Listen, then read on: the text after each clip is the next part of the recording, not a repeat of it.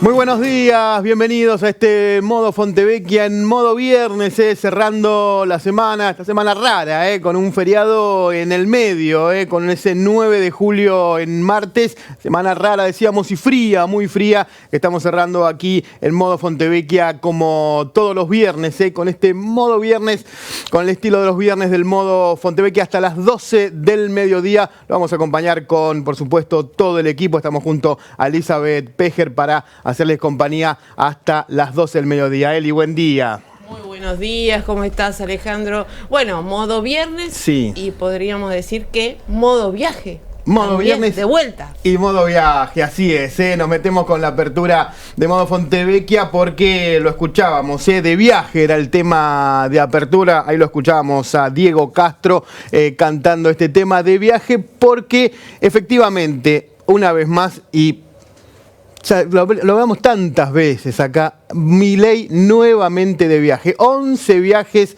en 7 meses, casi que rompiendo todos los récords de viajes al exterior, 5 ya a Estados Unidos. Por eso la apertura, ¿no? El título de esta apertura de Modo Fontevecchia con el pacto de Idaho, ¿no? Es este lugar de Estados Unidos donde se van a juntar los millonarios más millonarios, Idaho, los millonarios más millonarios del mundo que se juntan allí y lo invitan a Javier Milei, toda una excentricidad que salió de un remoto país del sur del continente americano y llama la atención en todo el mundo. Pero, claro, Javier Milei que nuevamente hizo las valijas y ayer se fue de viaje, comenzaba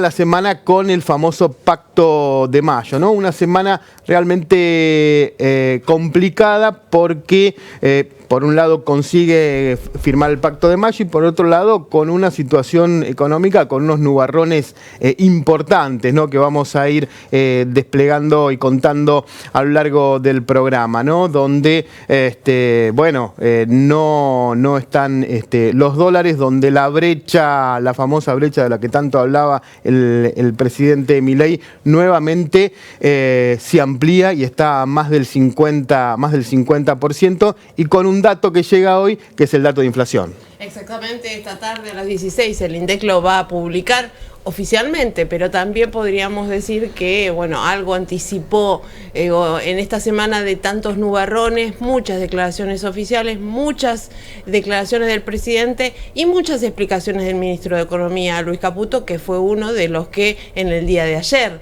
anticipó cómo vendría la inflación esta tarde. Raro, ¿no? Porque es un dato que debería mantenerse en reserva. No lo debería saber. Exactamente, no debería saberlo, pero él habló de una inflación inferior al 5% y sobre todo atendiendo a la evolución de lo que es la inflación núcleo, es decir, los precios no regulados de la economía. Vamos a repasar lo que fue esta semana del gobierno, esta semana de Javier Milei. Decíamos, empezó con el pacto en la madrugada del 9 de julio, allí en la Casa Histórica de Tucumán.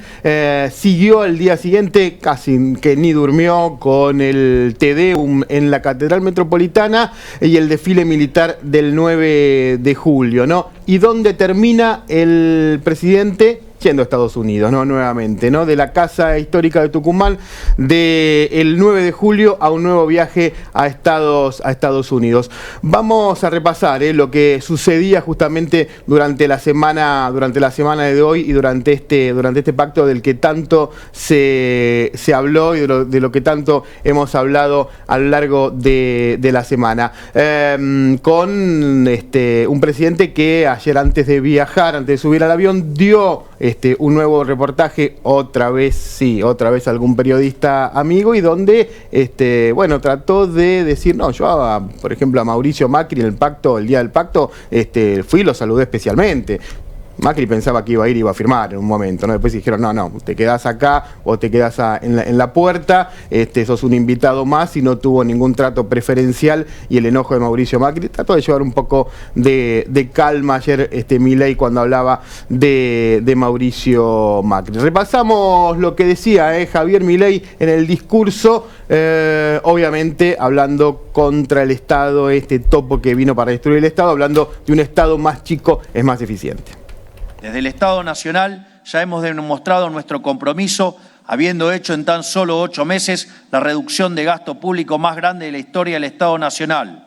Los aquí firmantes se comprometieron a hacer su parte en sus respectivos distritos. Un Estado que le sirve a la sociedad y no a los políticos tiene que tener, además de un peso razonable, funciones claras. Insistimos con reducir en 15 puntos el peso del Estado, no solo porque este fue el tamaño que tuvo en nuestra época de mayor prosperidad, sino porque con un gasto consolidado de 25 puntos se pueden cumplir las únicas funciones que tiene que cumplir el Estado: hacer cumplir la ley y el respeto de la propiedad privada, reprimir y castigar el delito en todas sus formas, asegurar la integridad del territorio nacional con fuerzas armadas respetadas y equipadas, asegurar el acceso a la educación y a la salud de los argentinos. Un Estado chico, pero con funciones limitadas y claras, vale más que un Estado gigante que dilapida los recursos de los argentinos en tareas que no le corresponden, beneficia a unos pocos y bloquea la prosperidad de nuestro país.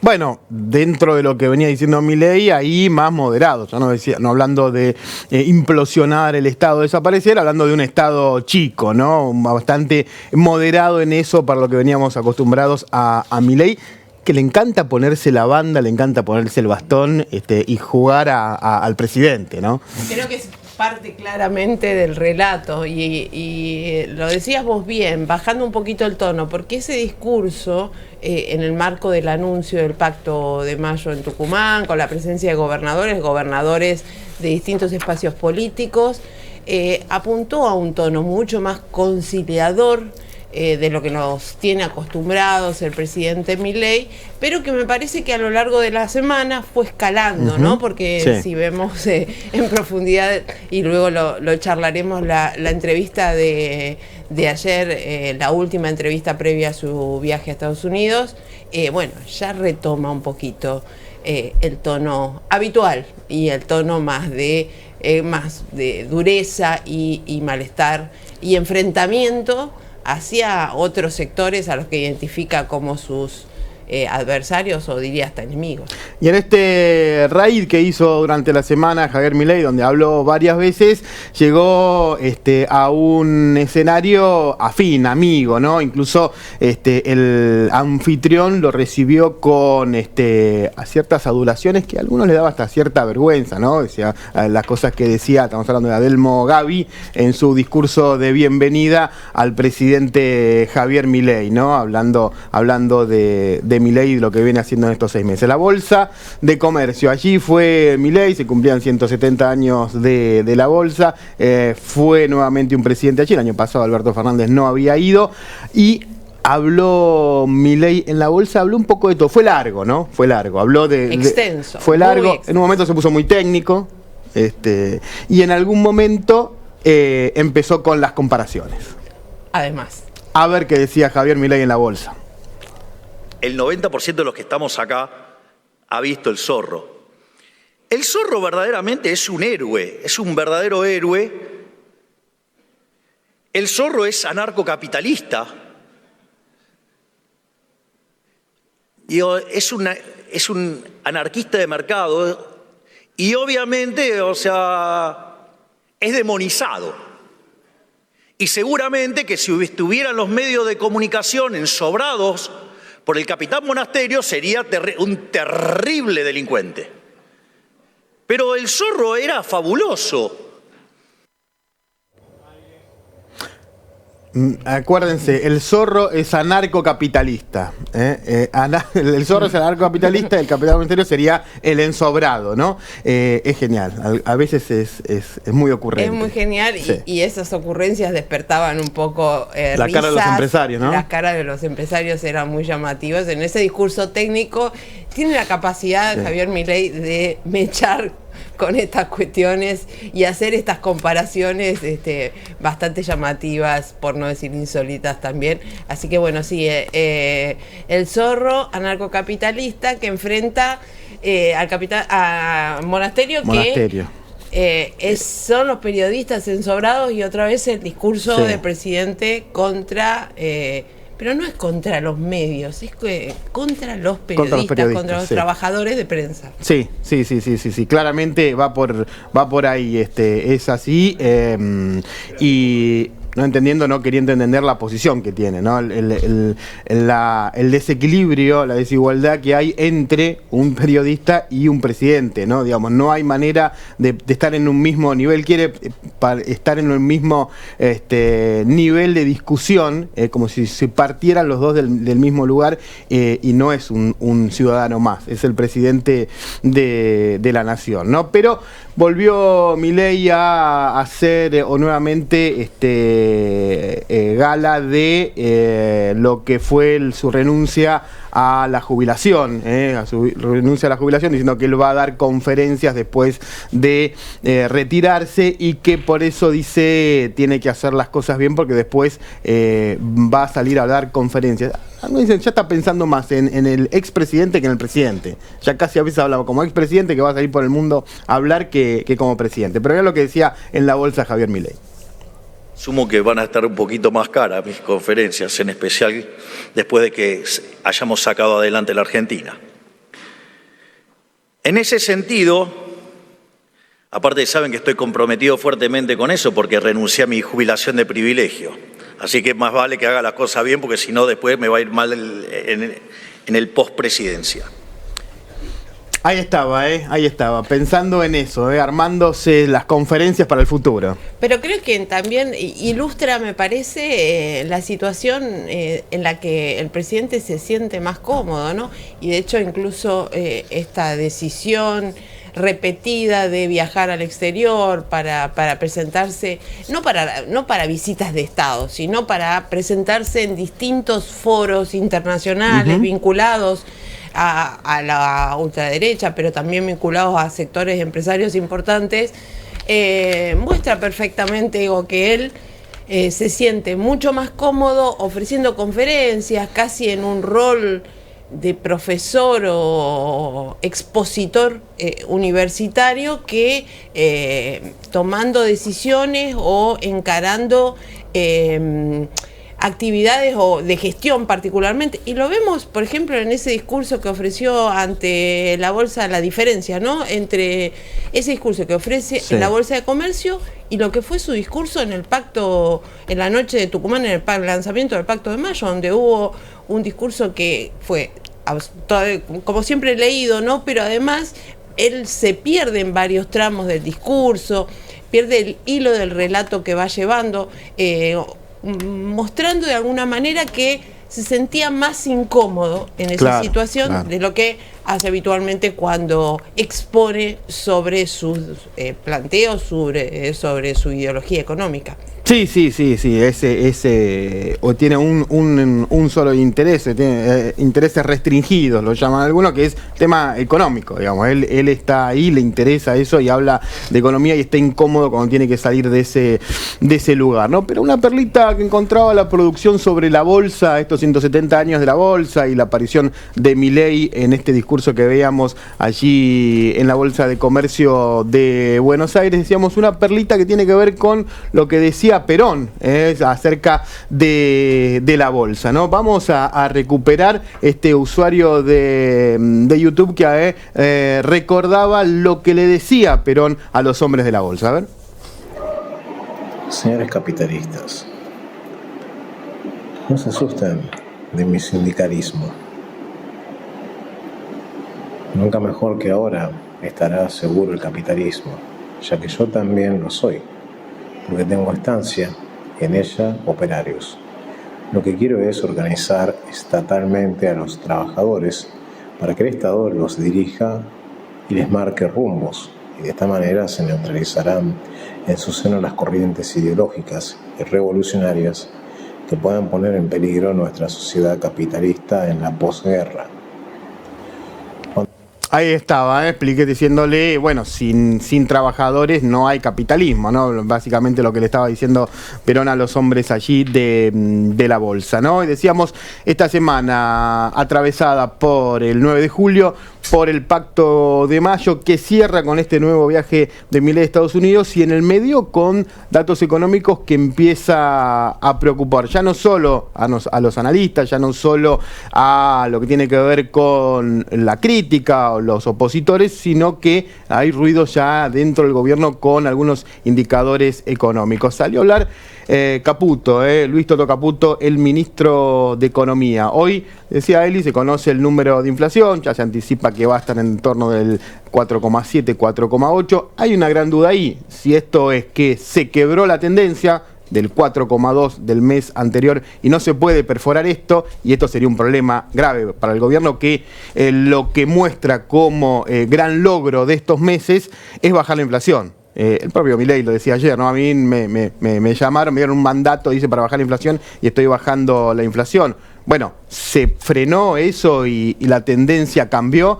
Ese es un dato central para lo que viene. O como quiere decir el gobierno, no, simplemente hay una cuestión estacional y va a seguir bajando. Y empiezan a hablar, Eli, de la inflación núcleo. Dice, no, nosotros lo que estamos mirando es la inflación núcleo. Sí, la inflación que básicamente son los precios no regulados, lo que explican de alguna manera que el aumento que registra este mes tiene que ver con cómo se fueron acomodando los precios regulados, es decir, tarifas, transporte, etcétera.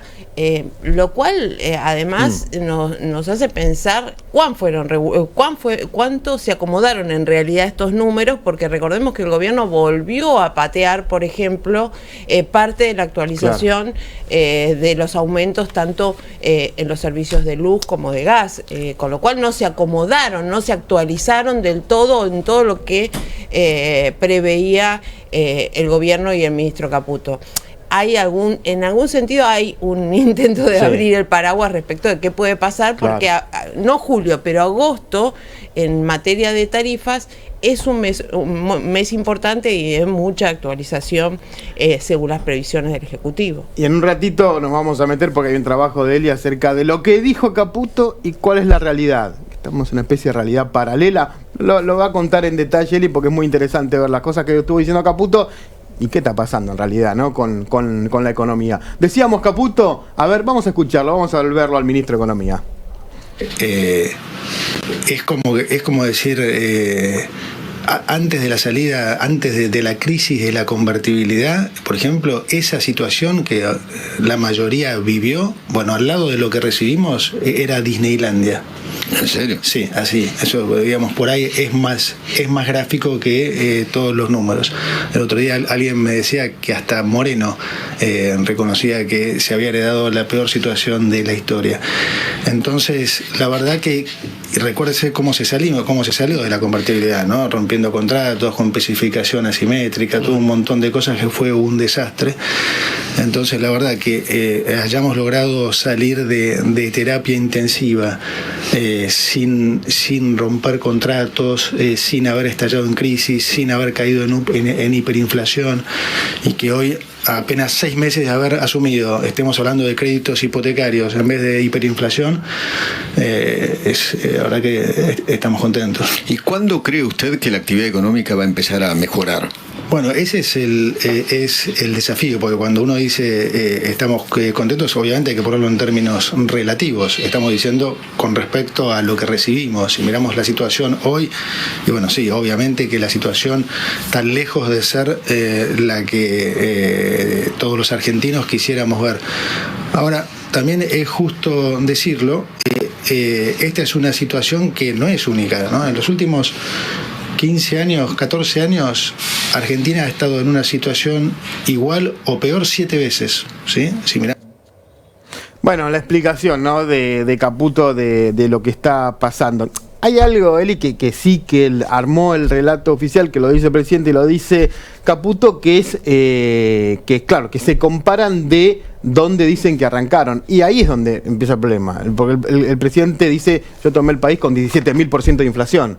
Sí, algo que, digamos... Entonces, claro, todo parece bueno, digamos. Exactamente, todo lo que se haga desde ahí parece positivo, Pero lo cierto es que, bueno, tampoco ese era el escenario del cual arrancaron, y lo que estamos viendo en este momento, y por eso Caputo plantea como gran desafío de la gestión, es tratar de revertir el escenario de recesión, porque no se ve la V corta con la que el gobierno se entusiasmaba hace unos meses atrás. No parece observarse hasta ahora un escenario de segundo semestre tan positivo en las expectativas oficiales. Los números de la actividad económica de distintos sectores de la economía son pésimos, son malos. Y bueno, este esfuerzo de Caputo en medio también de una semana donde hubo complicaciones importantes en lo que tiene que ver con el mercado cambiario. Un poquito más de lo que decía Caputo, que se fue soltando con los meses. La primera vez que habló Caputo en diciembre fue un discurso grabado que tardaron de una tarde entera en grabarlo, y lo editaron y lo reeditaron, y costó muchísimo que salga. De ese Caputo a este que se sienta en un estudio y habla, ahí mejoró el hombre en cuanto a la manera de sentarse y de hablar. A ver un poquito más del ministro de Economía. Van a tener que devaluar. Sí, a ver, son los mismos que lo vienen diciendo desde que asumimos, ¿no? Hay una cosa que nosotros nos sorprendemos en economía, que es... Economía es una de las pocas profesiones que uno puede errarle y seguir hablando con casi la misma autoridad. Es genial. Porque vos sos abogado, perdés todos los juicios, no te contrata más nadie. Sos médico, operás mal, no te contrata nadie. Acá los economistas pueden decir cualquier cosa y arrancan siempre de cero, con la misma autoridad, como si estuvieran hablando. Entonces, lo mismo que desde que anunciamos el plan, decían que la inflación iba a ser 30 y 20, o sea, 30 en diciembre, 30 en enero, 20 en febrero, que por supuesto fue significativamente más baja, ¿no? Después, que no podía bajar de 10, cuando la bajamos a 8 decían no, pero el piso es 7, bueno, al mes siguiente se fue a 4. ¿Puede dar abajo de 5 mañana el dato de junio?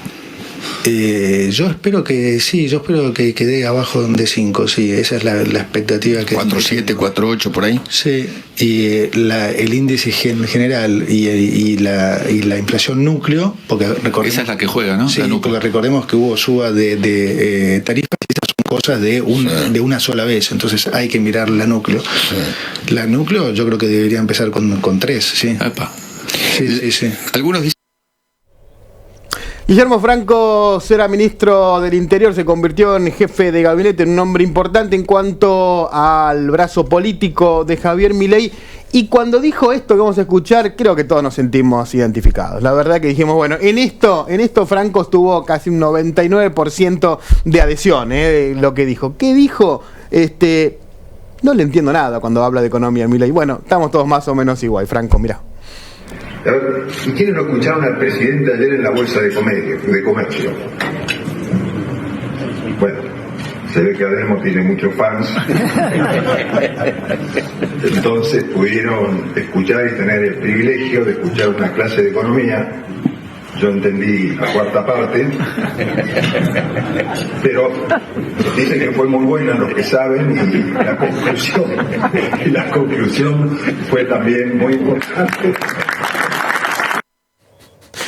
Dicen que fue muy buena la clase de economía. Todos likes para Franco, porque sí, la verdad también fue un paso de comedia esa parte de su discurso, seguramente, hablando de a veces lo complicado de las exposiciones, de interpretar las exposiciones económicas del presidente. Sí, ni hablar cuando lo hizo en el Luna Park, que había como 6.000, 7.000 personas y todos miraban, nadie entendía qué decía.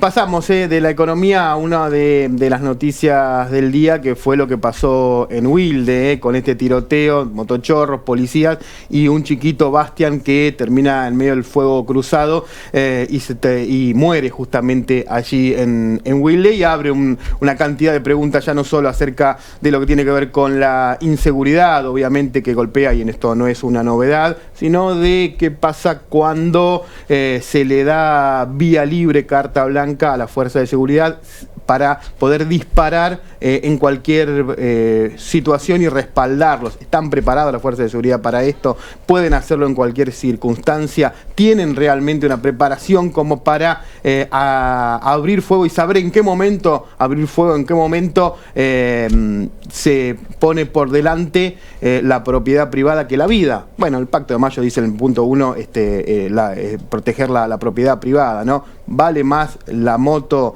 o detener a un delincuente y en el medio poner en riesgo la vida de una persona.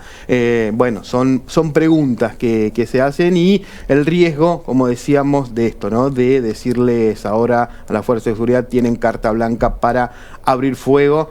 Y puede pasar lo que pasó, ¿no? En este caso, con este chiquito, con Bastián. Pero ayer decíamos, habló Javier Milei, dio una entrevista y hablaba sobre la baja de edad de imputabilidad, ¿no? Javier Milei, que le preguntaban sobre este chico, y lo mismo que pasó con el caso de Corrientes, con el caso de Loan, no responde directamente sobre eso. Le cuesta meterse en los casos personales, ¿no? Le cuesta esto de empatizar con lo que pasó, sino que habla de cuestiones más generales. En este caso, de la baja de edad de imputabilidad. ¿Había avanzado? ¿Tenía la idea de mandar el proyecto de baja de edad de imputabilidad? Sí. Sí, hoy los asesinos, dos de los asesinos, uno tiene 16 años y el otro 18. Ok, quiere decir que tenemos razón. ¿Que hay que bajar la edad? Obvio. ¿A cuánto? Nosotros, o sea, con la doctora Bullrich creíamos que lo mejor era bajarla a 12 años, en principio. A 12. Bueno, después, como parte de una discusión, se puso en 13, pero ok. En Inglaterra es 9. Sí, o sea, hay que bajar la edad de imputabilidad. Delito de adulto, pena de adulto. Sí. Bueno, ahí está, ¿no? Toda una discusión sobre qué hacer con la temática de la seguridad, que es una temática compleja, y si la solución pasa simplemente por la baja de edad de imputabilidad. Sí, igualmente, tanta preocupación todavía no lo hemos reflejado en una gestión más firme, ¿no? Y tampoco en iniciativas una presentación de una iniciativa del gobierno en concreto para avanzar con este tema, con esta discusión en el Congreso. Claramente esto debe ser resuelto en el Congreso.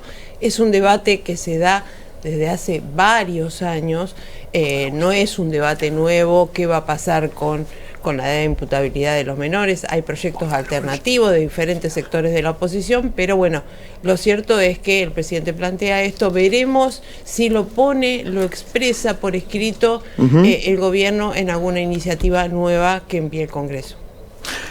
Javier Milei, y por supuesto personaje de la semana, una semana movidita, decíamos, de lo que fue el Pacto de Mayo a este nuevo viaje a Estados Unidos, en este caso para verse con los multimillonarios más importantes del mundo, que en este campamento que hacen y que se reúnen allí una vez por año, y que en este caso lo invitan a Javier Milei, ¿no? Nos vamos a ir de esta apertura de Modo Fontevecchia con lo que decía Milei en el Yao Yao, ¿no? Que es algo parecido a lo que va a pasar el fin de semana en Estados Unidos, más chiquitito, aquí en el Yao Yao. Allí están los empresarios más importantes del mundo, pero esta veneración que tiene el presidente hacia los multimillonarios, que son los héroes de Milei. Es decir, se le van los dólares, entonces ponen controles de capitales. Y entonces el que fuga, digamos, ya es un delincuente. Es un héroe. El que fuga es un héroe. Digo, logró escaparse de la garra del Estado. No, ustedes se ríen, pero digo, yo lo veo así.